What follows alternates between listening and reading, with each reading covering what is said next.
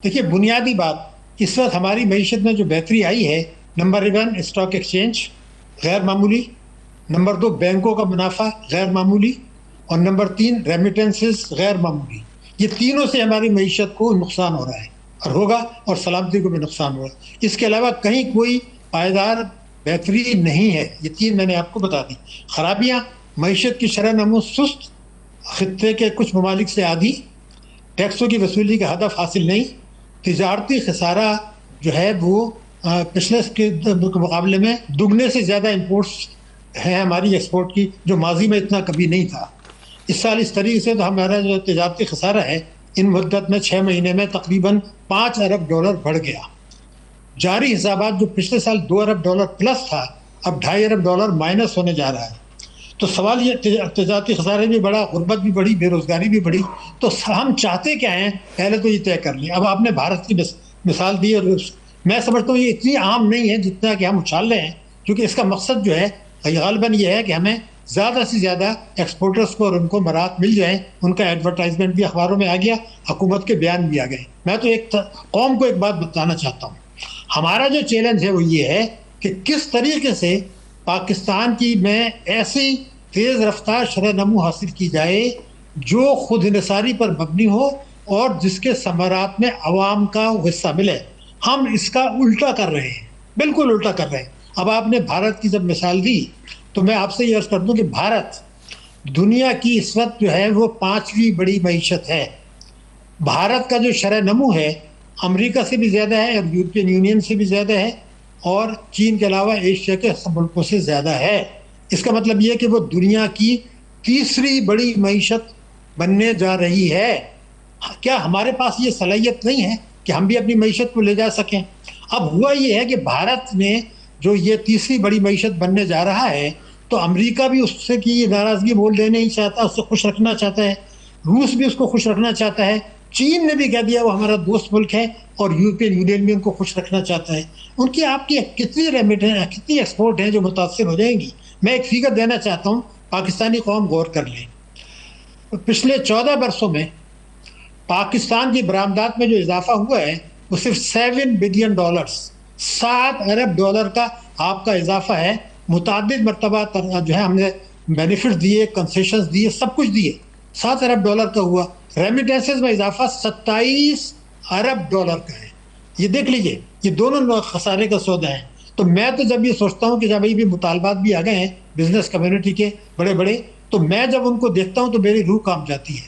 हम चाहते क्या हैं, पहले तो ये तय कर लें, हम चाहते क्या हैं? क्या ये जो बारात मांग रहे हैं, कभी उन्होंने ये सोचा कि वो हुकूमत से जो बारात मांग रहे हैं वो कहाँ से देंगे? जब आप टैक्स भी नहीं देते, टैक्स GDP भी नहीं है, बजट खसारा भी हो रहा है, तिजारती खसारा भी बढ़ रहा है, तो आखिर हुकूमत आपको कहाँ से देगी? आवाम को कितना कुचलेगी? बचतों की शरह को कितना गिराएगी? खातेदारों के बैंक को जो मुनाफा मिल रहा है उसको कितना कम करेगी? ये चीज़ें वो हैं जो कि मुझे खौफ दिलाती हैं, बल्कि अल्लाह मुझे माफ़ करे, मेरी रूह कांप जाती है कि हम इस्लामी जमहूरिया पाकिस्तान जौहरी ताकत को कहाँ लेके चल रहे हैं। इसलिए मैं ये बात कर रहा हूँ कि अब उनका मुतालबा है कि हमें बरामदात हमारी अगर बढ़ानी है तो हमें बारात दे दें। तो मैंने आपको $7 अरब को तो बता दिया, मगर एक बात मैं बताना चाहता हूँ, ज़रा रिकॉर्ड तो ले लें। किसी ज़माने में मुस्लिम लीग नून ने यह कहा था कि हम 2030 तक 150 अरब का बरामदात करेंगे। अब आ गया जी 2029 तक $60 अरब करेंगे, आधे से भी कम रह गया। अब देखिए ना, हम चाहते क्या है, पहले ही बताइए। क्या बारात देने से होता है? मैं जो खराबियां बता रहा था, अभी मैंने 5 चीज़ें सेलेक्ट की हैं, उनमें से मैं कुछ पहले भी बता चुका हूँ, मगर उसको मैंने अब नए एंगल से देखा। मैंने दुनिया के मुख्तलिफ मुल्कों में देखा। आज मैं पूरी जिम्मेदारी से कह सकता हूँ कि दुनिया के किसी मुल्क में बैंकों ने इतनी सरमायाकारी नहीं की कर्जों के मुकाबले में जितनी पाकिस्तान ने की है। दुनिया के किसी मुल्क ने, न अफ्रीका के इसके, क्या किसी ताजिर ने, सनतकार ने, बरामद कुरंदगार ने हुकूमत से या स्टेट बैंक से ये कहा कि भाई ये क्या तमाशा हो रहा है, जब आप कर्जे ही नहीं देंगे तो मईशत कैसे तरक्की करेगी? अब मैंने उस पर एक रिसर्च किया, आपको बता दूँ। मेरे पास जो फिगर्स हैं वो ये है कि बैंकों ने, तमाम बैंकों ने मिलकर 13,500 अरब रुपए के कर्जे हुकूमत को और बिजनेस कम्युनिटी को और मासेस को दिए हैं। 13,500 अरब रुपए, 36,000 बिलियन रुपीस की सरमायाकारी कर दी है जिसका बड़ा हिस्सा बजट खसारे में है, जिससे मईशत गिरो नहीं करती, तो क्या कभी इन्होंने ये मुतालबा किया कि कुछ जो है कि भाई ये कर्जे आप हमें क्यों नहीं देते? दुनिया का एक मुल्क या तो बता दें मुझे, नंबर एक। फिर मैंने जो रिसर्च की है, 13,000 और 36,000 का जो फर्क है, 23,000 अरब रुपए सरमायाकारी ज्यादा है। अगर सिर्फ 5,000 अरब रुपए के कर्जे 2-2.5 साल में दे दिए जाएं निजी शोबे को दाराना तरीके से पैदावारी मकासद के लिए, मैं ये गारंटी करने के लिए तैयार हूं कि पाकिस्तान की जो शरह नमू है वो दुगनी हो जाएगी। ये 13,000 आप जो कह रहे हैं बैंकों का जो कर्जा है, ये इतने ही तो टोटल जो है ये रेवेन्यू टैक्सेस इकट्ठे कर पाते हैं, सो उसके बराबर आप ये कह रहे हैं कि सिर्फ इनसे अगर वो कर्जे लिए हुए जो कि पब्लिक मनी है वापस कर दें तो टैक्सेस की बजाय उधर ज़रा रुजू करें? नहीं, मैं बिल्कुल ये नहीं कह रहा, बिल्कुल ये नहीं कह रहा। मैंने ये कह रहा हूँ कि इन्होंने सनत के लिए, तजारत के लिए, ज़रामदात के लिए, SMEs के लिए, माइक्रो फाइनेंस के लिए हुकूमत को सबको मिला के 13,500 अरब के कर्जे दिए हुए हैं बस। लेकिन इन्होंने जो सरमायाकारी कर दी है ताकि बजट का सारा पूरा हो जाए या इस किस्म के दूसरे गैर पैदावारी, वो है 36,000 अरब रुपया। ये रेशो दुनिया में किसी एक मुल्क में नहीं है, आप 190 मुल्क देख लीजिए। ये है आपकी तबाही, बर्बादी।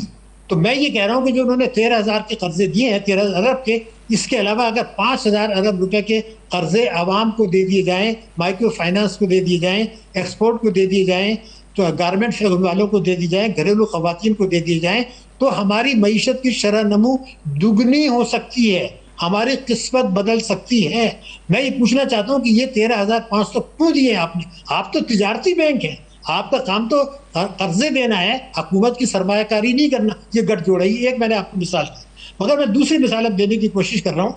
मैंने ये देखा कि पिछले 2.5 वर्षों में स्टॉक एक्सचेंज में जो राइज हुआ है वो हुआ है मार्केट कैपिटलाइजेशन में 12,200 अरब रुपया स्टॉक एक्सचेंज में।